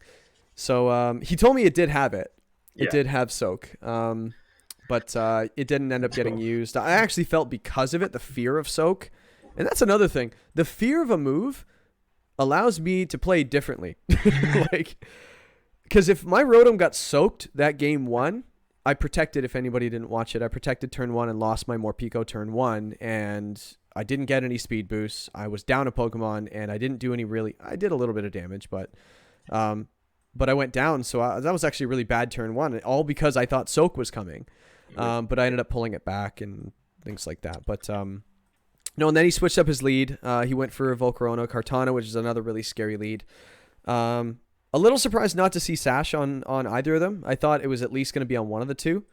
Yeah, no Koba either on that Volcarona. So the fact that you were able to OHKO it with your Airstream was, I mean, at that point it was just like there's nothing. Yeah, there's nothing you can do here. And the switch out of Morpeko turn 1 into the Entei, I was just like, well, I'm not going to kill that Kartana now, but I do want to kill it next turn, and Entei needs to be a little faster, so let's switch Entei in, get the speed boost, and it worked out. I mean, that's the same thing we said about game 1. It was you always getting Airstreams off, you were just always the fastest thing on the field, and that's all she wrote. I think that was really what was the nail in the coffin in this game. Hey, plans don't happen like that all the time. They don't usually come together like that all the time, so I'm not expecting that every week. Right. But hats off to my opponent. He was a very, very hard team to prep against. He's 2-2 as well. He's got a really scary team. He's going to be in the playoffs probably as well. I just think he's just got so much offense on his team. He's just oozing with offense right now. And not to mention, he's playing his buddy next week in space. It's a fun game. Yep. That's going to be a hell of a match. I bet it'll be on Sunday because they both like to do that. But yeah, so that actually is it for the recaps for the week. That took a little bit longer than we wanted, but it was just such a cool week. I think every week is just topping the last. Right. Which in full look at the recap, standings. I mean, you look at the standings, like it is competitive. Like every week is going to have a blockbuster game, and just the standings are getting shooken up every single week. It's crazy. Well, there's 6 teams tied for first, essentially, like aside from tiebreakers. Yeah. Well, then there's 6 more teams, 1 game back. Oh God. So between 1 and 12 is just a single win. Right. Aside from tiebreakers, tiebreakers are a big deal, especially that plus minus. But What? if you're 3-1 and you go lose your next week and you're 3-2, you could have a team in like 11th or 10th or 11th place pass you. Pass you up. Yeah. Essentially, you could, and that's a huge amount to drop in 1 week. So there's no holding back any week. Doesn't matter who you're facing. Doesn't matter how far ahead you think you are. You're really not that far ahead. Nothing is safe. I've been in this league for a little bit now. I've been running it for 4 years, and let's just say I am surprised every week by something. So yeah. Well, speaking of the standings, I mean, you want to just jump right into our halfway summary of kind of what we've seen so far in the league, and any surprises or things you're not surprised by. Yeah, I think that'd be really cool as well. I think there's so many things to touch on a first half. The halfway point is always a really good time to kind of just look at, just in hindsight, right? Like in hindsight, were the early picks in the draft really used? Are they really valuable? Like for example, Megas, a lot of them went round 1, and they haven't been a huge impact on the league so far. So that's one take. Like if we really want, actually, Jay, if you wanted to touch on what one of your surprises are this season, I can actually bring up some mega stats right now, which would be kind of neat actually to talk about. Yeah, I mean, so just you kind of threw me off there with what you were saying. Who are you surprised is doing well this season? I Probably mean, I think one of the surprises. I mean, yeah, okay. I mean, no, I mean, I think you're a really good prepper. You're a good player. I mean, 3-1. I think anybody who's 3-1 is happy, and I mean, I'm not even going to say surprised. I mean, you're probably. I mean, you're the only one that's 3-1 that hasn't been really good the last couple of seasons. Mainly because you didn't play last season, so you shook the that too quickly. I'm a 500 team, so the fact that I'm playing over 500 right now is a little bit of a surprise. Yeah. I wasn't expecting it. I was expecting mediocrity just once again. So Yeah, and and I'm not even blowing guys away right now. I just have one hanging more in win than I do losses. Yeah, after week 1, I mean, I got obliterated week 1, so it's nice to see that I'm back towards the top. I think one person that I think it should be very happy. I'm going to say Shadow, the Distortion Zone. Yo, I'm so happy for him. Yeah, he's sitting there, especially after another 0-2 start. He had to be feeling pretty down, like that not again kind of thing. But no, he rattled off 2 wins. That's dark horse, that's man. More wins that he had all last season. He's getting better. He just keeps getting better, and I mean, the season ended today. He'd be in a playoff spot, so he's got to be happy, and I'm happy for him. Well, that's definitely a good point as well. Like I wouldn't say like it's a pleasant surprise. It's not even like whoa, I can't believe that's going on. No, he has been showing improvement. I'm still waiting for him to put just a solid match together. Like I don't think we've seen little glimmers of like what he's capable of, and we usually get blown away by some matches he plays. Like I think he beat the crap out of Dublin Delmise one game and then lost the match. Right. But like we're watching it going, holy crap, he beat the living shit out of him. But then there's some matches where you're just like, oh, that didn't go well. No, okay. No, but he's getting his match wins, which is the most important. Yep. But I just can't wait to see. We haven't seen the best of him yet. I just want to see him put it together and just smash somebody. and I think that it's just a matter of time. I think he's got the roster to do it. We're gonna see it this season. Yep. Who's it gonna be against? I don't know. But I think that's one of the nice surprises this season when you have a guy that's just improving. We talk about Space all the time, how he's one of the most improved players since the beginning. Like he went from using the same 6 Pokemon every single week. Like literally an entire season, he only used 6. Like he had matches played 8-8-8, 8-8-8, and then zeros. Yeah, that's that's and now he's mixing it up. He's having better drafts. He's playing better. He's not losing by any large margins, which is really cool to see. And I feel like Shadow's the next space to come up and just start showing a lot of improvement. So let's see what he builds on for the rest of the season. I'm really looking forward to that. So that was actually a good point. I'm glad throwing you under the bus like that to throw a surprise this season. That was a good one. That was a really good one. A big surprise for me. We mentioned that megas haven't been super impactful. I did bring the stats up here. They're not super awesome right now. Wins and losses, they're actually split down the middle, 41 and 41 across the board. The only one that hasn't been used was Mega Salamence. I'm pretty sure, actually, unless I go to... No, Salamence was used. It just wasn't used on the team it's currently on. That's why it shows 0. Okay, so that's really cool. Every Mega's been used that's been drafted, except for the one that was traded, Salamence, and a couple that were dropped haven't been used, but they were dropped early, so that's fine.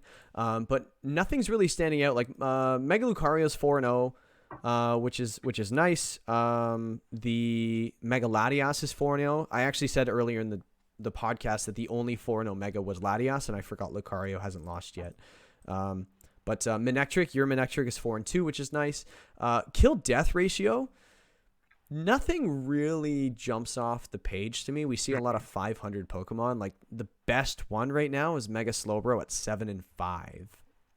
Like that. Well, I mean, Latios is 4-1 if you're talking about the ratio specifically. But... Yeah, but it's not really like, you know what I mean? Like it's like Mega Latios is the best one, but it's only got 4. Yeah, actually, you know what? That's a good point. Yeah. 4 games, 4 weeks brought. Oh, that's what it is. 3 games played. That's it. Yeah. It's such a small sample size. So, but it's been used mostly in support. So, you can make an argument that's been the best Mega this season. Yeah. I mean, I think support Megas have done really well. The really powerful ones. The problem is they get outshined by a Dynamaxmon. Dynamax. I do think that a lot of Megas this season. I think we were talking. I don't know if it was during the podcast or just before we started recording. But they're putting in damage. They're just chunking everything for damage. They're not necessarily getting all the kills. But I think when you're just talking about damage, like health points, the Megas are putting in work in that way, and just not necessarily finishing things off. Yeah, I think we're still kind of, even though we're half the season in, I think we're all still kind of learning the best ways to utilize our Megas. Some of the teams have figured it out. I think Alakazam's doing great. I think Latios is doing well. Latias is doing really well. Swampert's had its place as well. Mega Slowbro's had a pretty good run too. My Lucario's kind of stepped in here and there. It hasn't been used a lot. Even Charizard Y, you're expecting it. It's still 6-4. Gardevoir, kind of like an unsung hero on the Sphelavori Calcos team. Like there was 1 week it just went off and just picked off. Yep. So I think some teams have kind of figured it out, and some teams are still kind of looking for that. Maybe it's a supporting cast piece. Sometimes it's just a play style. But I do believe Megas do have a very important part in the league. I just think we're still kind of trying to figure it out at the current moment. I agree with that. Jay, what are you not surprised by? Not surprised. I mean, I think you look at the standings, you look at the very top. I mean, I'm not surprised by much up there. I mean, Space City's at the top again. He was at the top for most of last season till I think it was the very last week. He finally fell off the top spot down to the 3rd spot, Huge drop. Vitor's there in the standings. Yeah, I mean, Vitor's right there at the top. Octo's right there at the top. Dublin. I mean, I think, you look at the... Well, and you're right there. You look at you're right there as the well. Power bunch. Thank you. I wasn't going to say it. But, You won last season. The reigning champion. Reigning champion is near the top. Actually, if you look at it, the top 4 spots... What's the odd one out? I think Space is the only one that hasn't won a title yet. That is true. Yep. In the top 4. Season 1 champs in 4th, Season 2 champs in 2nd, Season 3 champs in 3rd. Possible futures 4th, Season 4 champ in the 1st slot. Or he's got the team to do it. Or the 5th slot. He's my pick, so obviously not surprised there. No, he's going to finish 1st and then not win the championship, so I'm right. Oh, well, you're still wrong. Yeah. I'm just not right. I'm very wrong. We're about to find out how wrong my predictions are coming up with our segment. But I think the standings aren't much of a surprise near the top. I say what you want. I didn't think I'd be 3-1 at this stage. I didn't think I'm not surprised. Yeah, I think I'm not surprised with the way the standings are right now, aside from myself. A little bit of distortion zone. Usually he's not in the top 8. You know what? But because he's still kind of growing, but it's nice to see him there. But other than that, good teams are at the top, and it's going to take a lot to knock them down, right? Yeah, I mean, you figure the top 5 all made the playoffs last year too. So I mean, more than half of And they're the looking like playoff they will teams. again. Yeah. So yeah, Yeah. anything on the slightly the unfortunate side, unfortunate surprises that you see. Well, we mentioned Great Marsh a little bit, is in 12th right now. Like we don't think he's out of it just yet. And Kyogre, I think both of those teams have high expectations for themselves. And the fact that they're out of the playoffs looking in right now, they're definitely craving to get in. But and also if you look at the wins as well, right? Like Kyogre and Great Marsh, they don't have a 4-0 yet. Other teams don't, like myself. But the fact that Kyogre doesn't even have a 3-0 win right now, I think he definitely is thinking he can do better. I think he can do better. And he's also, man, he's got the same plus minus as Great Marsh right now. And he's got one less win. So so we'll have to see how that... Actually, I can see those two fighting each other in for the 8th slot at the end of the season. Don't count them out yet, but... no, they need wins. They need wins quickly. That's for sure. And especially the season's short. Especially Kyogre, 1 and 3. You pretty much... You can't lose the rest of the season. You pretty much have to win out. I mean, there's a way to make it in at 4 and 4, but you pretty much need to win out at this point. And I haven't seen what his schedule looks like, but I mean, we talked about before. It doesn't really matter what your schedule looks like. You're going to be facing some really hard teams along the way. Going four straight wins is a daunting task for anyone. I mean, look at it. We're 4 games in, and nobody won 4 straight games to start the season. So, and if anything, that's a surprise. Usually, someone does it. Yeah. So that's a little bit of a surprise. What was I going to say? So here's the thing about the back half of the season, and this is more so to people that haven't played a lot in the season. Like this might be their first season or their second. If you look at your schedule and you're facing like a Space City or a Vitor or Cascade or something like week 8, and you're like, oh man, I don't want to finish the season like that. And then some people might be looking at the bottom team saying, oh, I faced them last, I should be in good shape. Here's the thing about that mentality. The team that's in first place in week 8, they've already made the playoffs. Right. I don't think there's been a season where the first place team can get knocked out in the last week. No. They have nothing to lose. They have nothing. Sorry, they have nothing to gain. That's the better question. They have nothing to gain. The only thing they have to lose is possibly a seeding, who you face in the first round of the playoffs. Man, in my experience in this league, the top 4 teams or top 3 teams don't even care about their last week. They just don't want to show anything. They don't want to reveal any new strats. When they lose, they're like, meh, let's go into the playoffs, which sometimes doesn't work out because you're going cold. And I feel like the teams that have nothing to lose, they're already out. They have nothing to lose. They have nothing to win, whatever. And they just want to have a lot of fun. And you're trying to squeak into the playoffs and say you're the 9th seed or you can get knocked out with a loss in week 8. You run into one of those teams that's just like, dude, I'm going to throw the kitchen sink at you this week. Right. I mean, just even look at last season. I faced Space week 8. And Space was far and away clinched. I think he was the first seed. He had 1 loss on the entire season. He was 6-1 at that point. And I remember thinking, partway through the season, I was like, dang it, that's gonna be an important week. Like that's a rough way to end it. And frankly, and I know Space will admit this, he didn't really prep that hard against me. Like he didn't want to show anything. He didn't want to show any new strategies. He just kind of came out with a pretty vanilla team, and I smashed him and got into the playoffs. I mean, probably would have made it anyway, but I needed that win a lot more than he did, and it showed. Exactly. And that's a perfect example of facing a top team at the end of the season might not be as bad as you guys might think if you look at your schedule. And also, it might not be as good as you think facing a bottom team the end of the season as well, because they're going to throw some weird things at you. Stuff. Yep. Because they're trying to find a little bit of fun in the league. And by the way, hats off to anybody that, that's on the out looking in, that, might not have a shot at the playoffs at the end because they're out right now.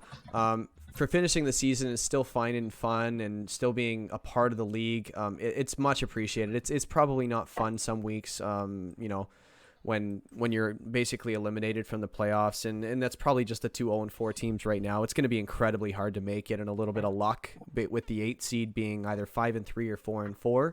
Yeah. Last season the 8th seed was 5-3, so which means technically you're out at the moment. So, but then the first 2 seasons 4-4 teams made it. So in fact, so we three actually don't. Three of them made it season 2. So yeah, you're not completely out. Yeah, you're Hey. not completely out, but finding motivation and stuff like that is just much appreciated. From a guy that runs the league, it's probably not the most fun. Nobody likes losing and stuff like that. But when the season doesn't go your way, it's definitely much appreciated to still get your games in. We've had guys kind of quit mentally, literally, they've quit and things like that, and it makes things so much harder. So I just want to say thank you for staying motivated and try to have some fun, whether or not it's a couple moves, a couple different play styles, try some fun stuff, and just try to enjoy the rest of the season so far. Right. And you guys definitely have a slot next season for sure. I have a rule: if you played last season and you played all your games, you have first crack at next season. Yes. There's no question. Don't be a twat. Don't. Oh my God, that's the only rule. And people break it all the time. I know. Oh my God. So we don't want to do too much of a recap because we wanted to spend a lot of time on the first half of the season, significance, matches, things like that. Hey, Jay, I didn't ask you about this, but do you have a favorite match of the first half of the season? Don't say yours and mine. Ooh, It's gonna be hard to top. I mean, I think. Is there one that stands out? One that you remember that you're like, wow, that was a lot of fun. I mean, the cheap way to go is one from this last week, but I really think Octo versus Dublin was one at the beginning of the season I was looking forward to. I was looking forward to going into this last week, and it didn't disappoint. I think they both came in and played their games, and it was close all the way down to the end. That's the one that right now is sticking out in my head. So I have two. I agree with you. I think that match this week was a lot of fun, and it always seems like every week one-ups the previous week when it comes to excitement and entertainment and stuff like that. And that's why we all watch it in live chat and stuff like that when we're streaming. We're all really into it and invested. But I feel like two matches I was like yelling at the screen because it was so much fun.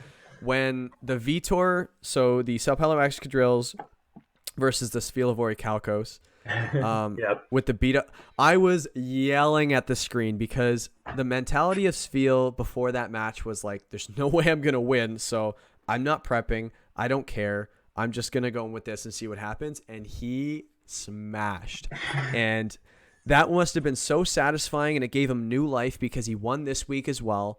And it just goes to show you, man, like we were saying that week, or when we were recapping week 2, that if you're 0-2, it looks bleak, but it's really not, Right. And all it takes is one win and a little bit of momentum, and you can get right back in. And look at him; he's on the 9th seed right now. He's a 0 differential. He's got his kickers and stuff like that are sitting right there. He's right back in this, so good for him. So that was a huge match, I think. But I do think the one people might agree with me on this. Go back and watch it if you haven't. I believe it was week 2. And it was Octo versus LA Linoons. Yes. Was it week 2? I think so. I think so as well. That match was awesome. Yep. Edge of my seat the whole time. Had no idea who's going to win at any point. Octo doesn't face a lot of adversity, and he definitely gave him a run for his money. And that's probably my match of the season when it comes to entertainment and excitement. And I don't know if you agree with that, Jay. What do you think? I 100% agree. I remember watching that game. I think it took place early in the morning for me, like right before I needed to get to work or something like that. But I was like, I can't stop watching this. I can't turn away.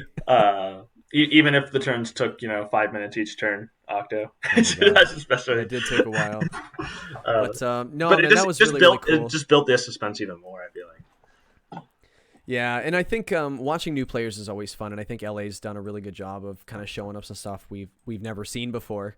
And yeah, I like watching his matches, man. He definitely does some weird stuff in his matches, and I'm like, ooh, I should try that. Yeah. But let's go to just a basic preview of next week. So what did we see?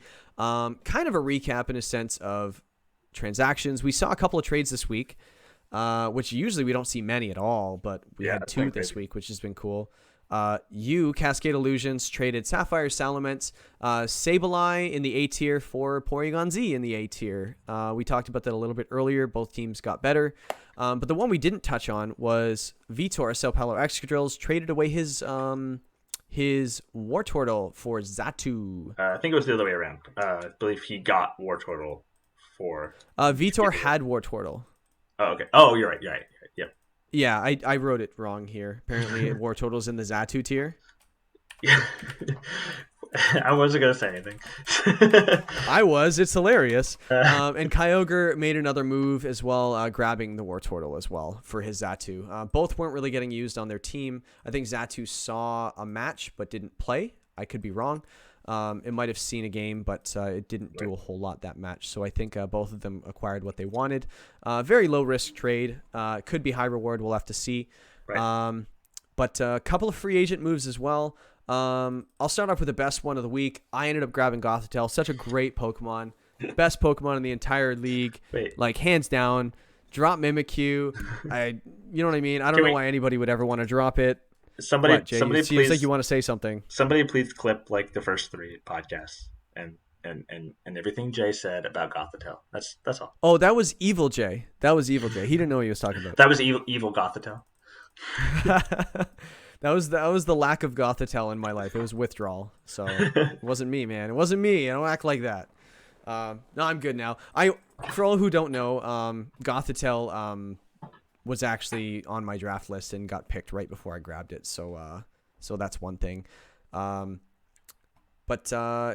we did the standings update. We had one more move. We had Great Marsh acquired Spectrier in the S tier for his Stakataka and Naganadel, however you pronounce it, for his Goodra, which neither of them were really used all season. So that was kind of nice to see a couple of moves. Naganadel was drafted but dropped before it saw a game.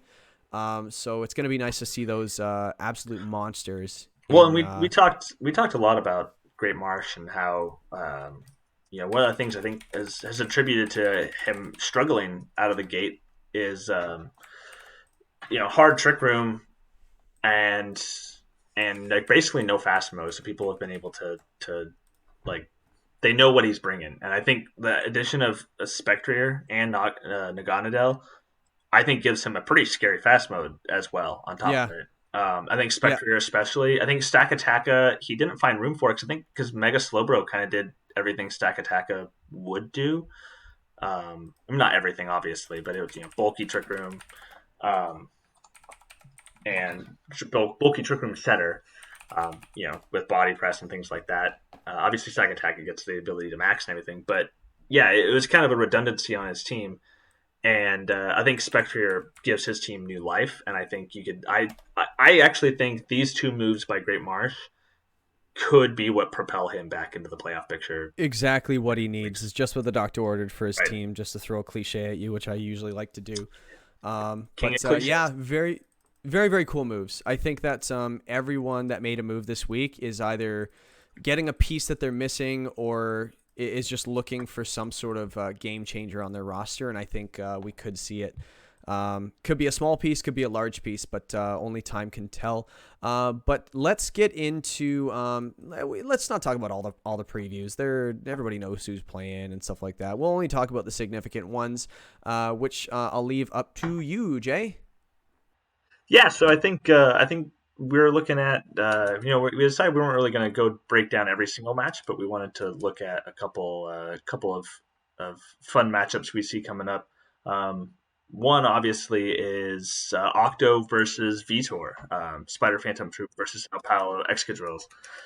Yeah, I mean, championship season 1 championship rematch. I mean, they've faced each other several times, and it's always a blast watching their battles. And I swear it goes a different way every single time they face each other. I actually didn't pull up what the actual standings are between them, but yeah, it's always fireworks.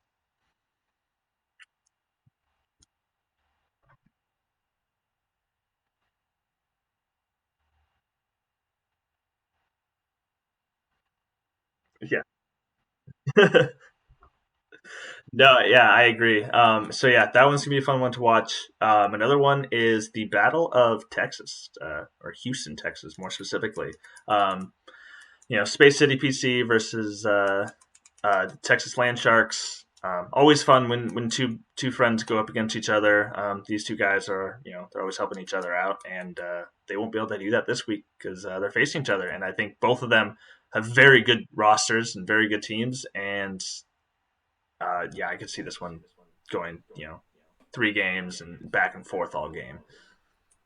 Well, you said that they shouldn't help each other prep, but I think it'd be a great idea. I think they should just throw like, hey, can you make a team like that you think I'm going to bring for me? And yeah. We always joke around about that. Like, it's just like, hey, I'm facing you this week. Yo, I need help prepping. It's like, yeah, sure. I'll send you the team I'm using, and we'll see how it goes. Build something against it, please. Yeah. What item do you think I should run on this? I think you should run the item. Run like, I don't know, like safety goggles. I don't have rage powder or sleep powder. Yeah, but just great item. Fantastic item. That one's a really significant. I think that one's both of those. What you mentioned were actually the two that I would have said as well. Every week there's always really, really good matches, and usually the one that we're not expecting is usually the one that is the most exciting. So who knows? These could be snooze fest, but we're just predicting the significance of these matches to actually bring some sort of sparks or fireworks of some kind. I think even every week I say that. Even looking at the standings, though, like both of these games could have serious, repercussions when it comes to the standings going forward too. I think Sauce is sitting at 2-2. If he falls to 2-3, he starts getting a little bit nervous.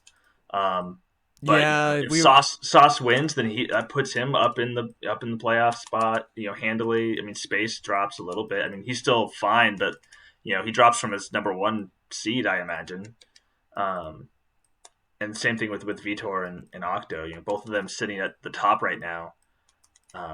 Basically, the winner of that match, I mean, isn't guaranteed to make the playoffs, but it's pretty much set for the rest of the season. It's set.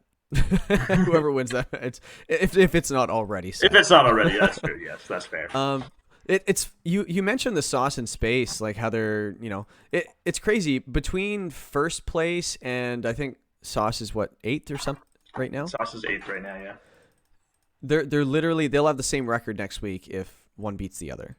That's how close everything is. Like, this is crazy. Like, I know obviously tiebreakers and things like that, but this season is very short and it's very hard to be out of it early. But yeah, like I think it's just gonna be great. I'll be watching all the games, but I do think the game of the week after, when it comes to entertainment, is gonna be the one we're not expecting. It always is. Right. Yeah. Oh my God. Do you want to lead us into the next segment, Jay? We haven't done pick'ems yet. One of us is definitely more excited about this segment than the other one. Why did you make me do this segment? Because it's fun. Isn't it fun? Aren't you having fun, Jay? Come on. No, it's some kind of F word. And you're a giant B word, a giant B. Bad friend. Badass, that's what I am. Okay. So I'm up 4-1 in our pick'ems. Do you wanna? I mean, I haven't lost yet, so apparently I'm a good luck charm in that sense. You should pick me every week. Pick me this week. You haven't picked me yet. That's why I've won 4 times. Well, if you picked me every week, which you technically couldn't have, you only have 1 less win. That's fair. For what it's worth, just to go completely against what the whole reason for this game is. But so you're up 4-1. I haven't picked very well, and you've picked very well, but you're running out of teams. You can't pick the same one twice, so who knows? This is fair. I'm not out of it yet. I'm hoping for a 5-4 win, and you guess wrong every week, so we'll see. That's pretty much it. That's if you win one, then that's pretty much it for me. If anybody doesn't know, Tevis picked Space City to win last week, and he beat Great Marsh. And I picked Texas because I wanted to feel good regardless if I lost or not. Because I ended up beating Texas, so I lost the pick'ems but won the week, and I was hoping one of those 2 scenarios would happen, so I'd be happy. But I'm happy anyway, but not during this segment, I'd say. But moving on from this boring segment, who's your pick'em for this week, actually? I'm going to go with the Kyogre Canucks. He's sitting at 1-3 right now, but he's made some moves, and I think he's going to. I think the second half is going to go much better for him than the first half, and I think it starts up this week possibly. Hey, back nine's where you turn the round around. Yep. Round around. Yeah, I was gonna ignore that, but I'll let you dig that hole. You can't possibly ignore it. He's facing the Linoons. That's another guy that's due for a win, man. I think he's been so close every single time. So, right. But no, you know what? That's a fun week. Yeah, I'm definitely not picking this, simply because Linoons is sitting at 0-4. I actually think this will be a really entertaining match. But I have to imagine Kyogre's the premier guy in the league the last couple seasons, and I think he's got to turn it around. And I'm picking him this week to do it. So. Yeah, and it's like you're picking a team that's 1-3 against a team that's 0-4, so it's not even like they're going in opposite directions at the moment. You're just picking one to turn around sooner than the other. Right. But like I said, that could be the most exciting match of the week as well. Usually the LA Linoons matches are really exciting, and we actually said the most exciting match of the season included him. Right. So that was every week of his. I think he brings some cool sets. I mean, he's his 0-4 record is definitely disappointing for him, and I think he has fallen on some bad luck here and there, and some things have just quite fallen his way. He's not what the record shows, for sure. I agree. But I would say the same thing about Kyogre too. That he's well, historically at least, this season he has struggled a bit, but I think he has what it takes to bring it around. Yeah, I think so too. I think both teams are very capable, and hopefully you guess wrong this week, and we get LA's first win. No offense, Kyogre, love you. So that's Canadian on Canadian crime right there. Well, he was supposed to win the Battle of America versus U.S. last week, and he didn't. So we're not speaking. What's my pick? He followed in your footsteps, is what you're saying. But I won last week. But the week before in the Canada versus USA. There's Canada USA every week because we're always playing Americans. I think the schedule to do it. What's my pick, you ask? Oh, thanks for asking. The one that I think Great Marsh versus Dublin. I'm going to go with Dublin this week. I haven't picked Dublin yet. I think he is one of the better second half players historically. Right. And I think that he's just got the momentum rolling right now. And I'm glad I got our match with him out of the way early because I think everyone's going to be running into a hot Dublin Delmise in the second half. So yeah, no offense, Great Marsh. I think Dublin's just an unbeatable person right now. So I hope both of you win. Yep. I hope we're all 8-0 at the end of the season. That's right. There we go. No favoritism. So as we like to do, what? So speaking of Dublin, should we go and do our? Should we do a recap of our preseason predictions? Okay, but not because you told me we're doing it. It's because I want to. Okay. I'm not forcing you to do anything. Yeah, I'm doing it because I want to, not because you told me to. Right? Okay, so take it away, Jay. Well, let's start with Quills. You picked Metagross. I picked Mega Charizard Y. We're both wrong at the moment. Let's sum it up. All of these we've been wrong. That's accurate. But in this one, Metagross is only 3 kills off the lead. And Charizard Y is definitely farther down. So you're close to this one. I think Finny, in my opinion, has taken more kills that I would have expected I would have expected more kills to go to Metagross that Finny has taken. I think that just goes to Space City's team. I think he's balancing it really nicely. So and usually you see at the end of the season, the top teams don't have the kill leader usually. They're usually good teams with a kill leader, mid of the pack kind of thing, 5th to 8th place kind of thing.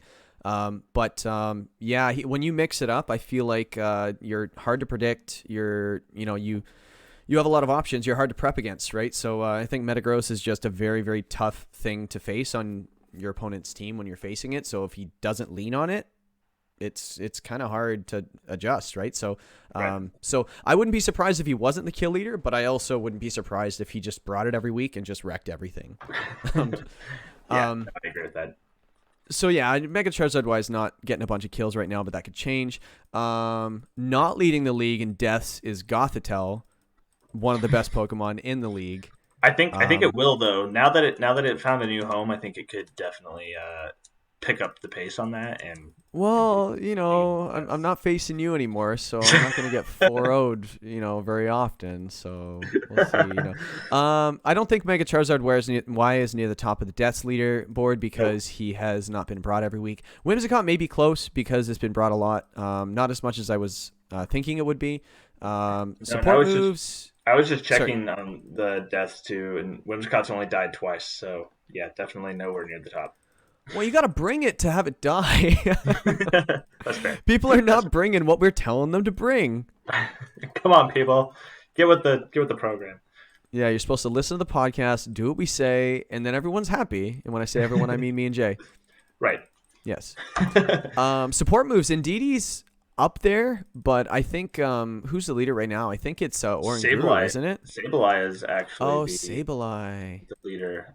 Cottony, Umbreon, Oranguru, all up there as well. Yes. Indeedee is only one behind that group, so yeah. So it's in the mix. Yeah, Incineroar is down a little ways. It's not crazy low, but it's been used, but it's been attacking and stuff like that as well. He's been using it a lot of different ways. So it's as the other Pokemon that you mentioned for support moves, they're mostly support. Incin can be used many, many different ways. So I think that's probably why it was a terrible pick. Thanks. Hey, we're talking about terrible picks. Speaking of terrible picks, speaking of terrible picks, both of us tie for worst. Actually, I'm going to go and say yours is still worse here because mine come to matches. They just Lando got dropped. Oh no, I guess he dropped Salamence, not Lando. So yeah, you're right. He's still good. They come together. They just weren't being used together like I thought. Yeah, I mean, I'm saying similar with T-Tar Excadrill. They have a couple times, but they definitely haven't been a staple. Vitor also he's been mixing it up a lot. So, as for team records though, I think we're doing all right. Well, one of us is doing all right. I think one of us is doing all right. One of us is doing all right. Kyogre's let me down, man. I picked him to be the champ, and maybe I got to stop picking people if I want them to do well. Well, yeah, it's like, hey, this guy's going to do well. And then it's just like, Jason, don't pick me, please. Yeah, moral of the story. But your top record, Octo, that you picked is pretty accurate, and Dublin Delmise isn't too far off either. So yeah, those are two very, very good picks for champion and top record. Yep, for sure. Yeah. These are the longer the season goes, we're realizing how bad these predictions were. Most of them. And one of us is better than the other, and we both know who it is. Yeah. But hey, let's do our last segment of the show that we like to do. I think we didn't do one last week. But we expected to have a little bit more time this week. Did we do one last week? I don't think so. We did not. No, we skipped it last week. Yeah, because we had saved a good one for today, a real good one. What is it? No, I'm kidding. We announced it at the beginning of the podcast. We're going to do, what do you do in game 2 for leads? Right. Do you switch it up? Do you do the same thing? When do you do the same thing? When do you switch it up? What information is revealed to make you switch it up? And things along those lines. Did you want to start it? I think we should kind of go with what we normally do, or you know what, go with your theory, and then go with what you normally do in general. Yeah. Like what have you done in the past mostly? Yeah, I mean, I think some of it. I think a big part of it does come into like the way you built your team any given week as well. I think you always need to come into a match with 2, maybe even 3 leads. I mean, the more leads options that you have. Actually, I wouldn't even say that. I wouldn't say the more the better, because you don't want to start second-guessing yourself in the middle, too. You should have at least 2 or 3 game plans going into a match based on what you see. And, so then, game 1 comes and goes. It's over. You look and, you crush the guy. You destroyed him. I think if you come out, especially if in prep, you come in and you say, I don't really see a way for him to beat this lead. whatever it might be. And you come out and sure enough, game one, he doesn't beat it. I don't think you switch it up. You let him, you let them try to scramble and figure it out in the moment. That being said, if you come out and you barely win, you squeak out a win, the lead kind of worked, but he was able to work out of it. I don't have a huge problem switching things up because on your opponent's side, they're going to expect you to keep the same lead. A lot of the times that's what they do if they get smashed. They're just like, right. How do I beat this lead? And so they're going to try to pull something out of their hat, whether it's their plan B or maybe they have to come up with a plan D on the fly. They're gonna bring something that's not their best, because they brought their best game one and it didn't work. And so that's why I don't have a problem switching it up if it's close. Or even, I know one thing that I did this last week, I brought the same lead, but I did a different turn one play. I think there's a lot of value in that even within your leads, you have more than one option to do that turn one. So you bring out the same Pokemon, they're just gonna be like, oh, well, I guess he's probably planning on doing the same thing, and then you alter it ever so slightly, and that can throw people off all the time as well. I mean, what do you think? You win game one, what do you usually do? Game two? Well, like you said, I think it just depends on how the match goes, right? So when in prep, I think ideally what you try to go for is a lead that to rule them all, right? Just to make my stupid Lord of the Rings reference. If you can find one lead that can basically, so you have to have a lot of good prep too. I don't know how much time guys are putting into prep, but I know this league, you have a handful of guys that put in hours and hours and hours, and you can definitely tell in their matches. But every once in a while, you come across this crown jewel of leads against your opponent that week, and you're like, man, if I do this, it stops his lead for this. It stops his best duo that I see on his team, like obvious duos like Justified Beat Up, like Surf Colossal, all those things, right? Like if you have a way to stop those, and then you start going through, okay, techs, like is there Prankster on his team? Is there Fake Out? Is there Trick Room? And if you start trying the same lead against those leads and you're still coming out on top, I would never change my lead. Unless they went with something. Every once in a while, it doesn't happen every week, but if you come across that lead that is just like, man, this is one of those leads, you just stay with it. And like you mentioned, you could stick with the lead and just play it slightly differently. But there was a week last season where you did beat up Justified Arcanine with your who did the beating up? I forget. Whimsicott? Yeah, Whimsicott. Yeah, and it was just like game one, beat up. You just started OHKOing things. Game over. Yeah. Should we do it again? Yeah. Let's do it again. Did it again. Roll back. GG. Yeah. Yeah. And sometimes you run into those leads, and but I think and the cool thing about this is I think a lot of people second guess themselves. So they're like, I have to switch my lead up. And this week we saw a couple of guys switch it up when I don't really feel like they should have. It went well, but at the same time, it might have gone against the plan that they had, and they just kind of played it differently than they originally planned. So say, for example, if you want to lead something to stop a key strat, it works, but it wasn't, they either had a move set or an item or things you weren't expecting, and you're like, okay, that information makes me believe that he could adapt with those items and moves. I'm going to change it up a little bit. And that, but again, the plan is only known to you, right? How the match goes. Some people are like, oh, that was really cool. It's like, I had no intention of doing it. That didn't come up once in prep. It just kind of found on the fly and it worked. And then there's some times where they're like, man, that was a really interesting strat. It's just like, yeah, that was my game plan all along. Right? Yeah. I think that's really, in my opinion, I think if it goes according to plan, I wouldn't change it. If you still come out with, I don't think a win and a loss determines whether or not you change your lead or not. I think sometimes when you get smashed game one, I don't think you can lead the same thing. I think that might be one golden rule. If you get smashed, don't lead the same thing. If it didn't work the first time, it ain't going to work the second time. Yeah. But I think it's how you lose and also the information you find as well, right? Like there might be an item. For example, this week was Scarf Sneasel on your opponent's team last week. that would have been a problem for you, and you found out it didn't have it. So it's like, okay, well, let's keep the same lead. Yeah. Yeah, no, Right? I So think, like you said, I think the only time that it's a guarantee is when you get smashed. You should probably switch it up, obviously. yeah, you But get wrecked. Yeah. I think the only other one, I mean, I agree with you. You know, if not even just the first couple turns go to plan, but like the whole match goes exactly as you were envisioning it going.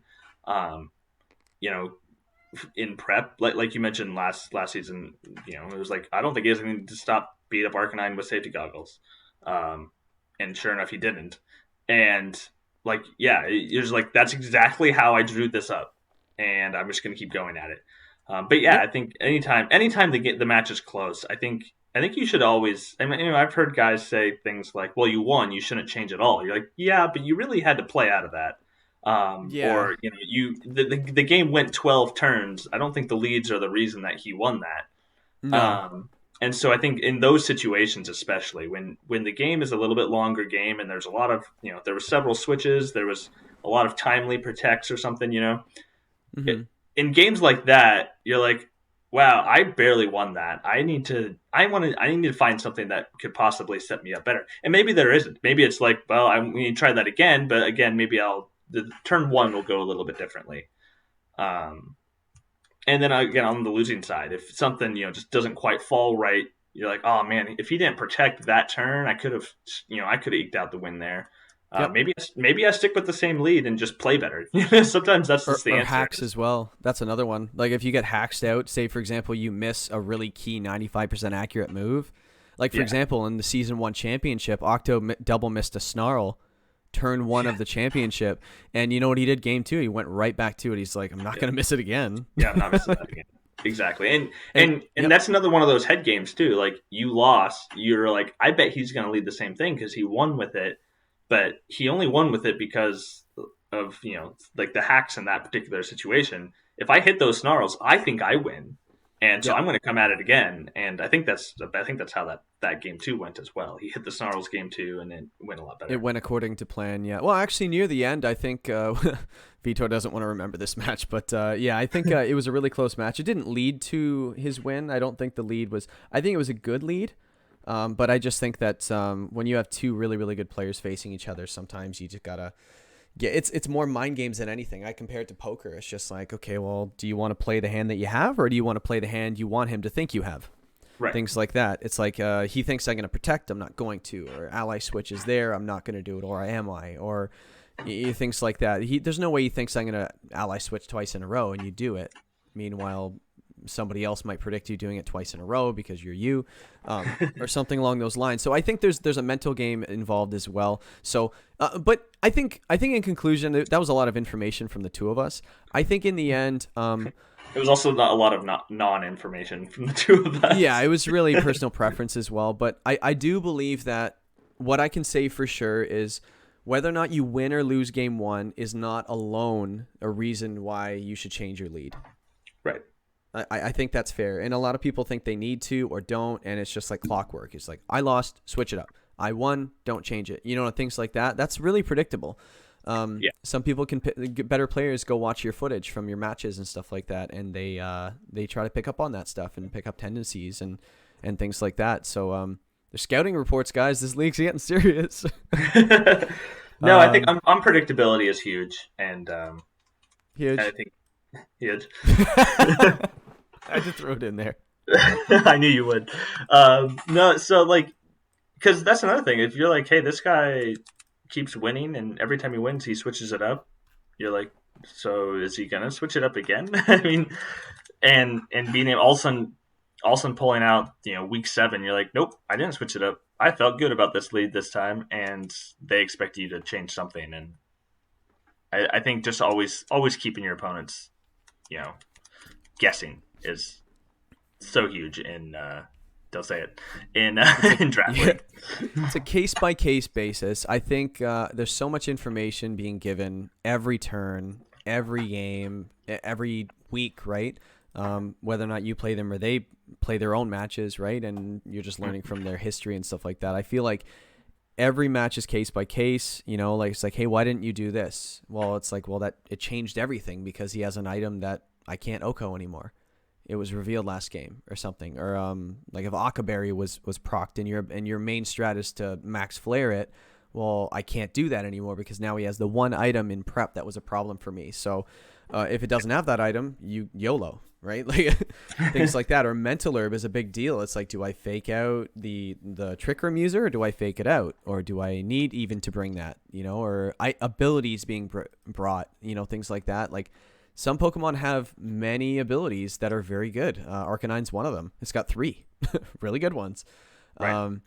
So finding out which one it has is definitely important too. So game 2 is so much different than game 1. So yeah, I think we can go on for hours and hours about leads, just alone leads, when to switch it up, what leads can you do and stuff like that. But then we wouldn't have anything to talk about in next week's WPL right. Academy.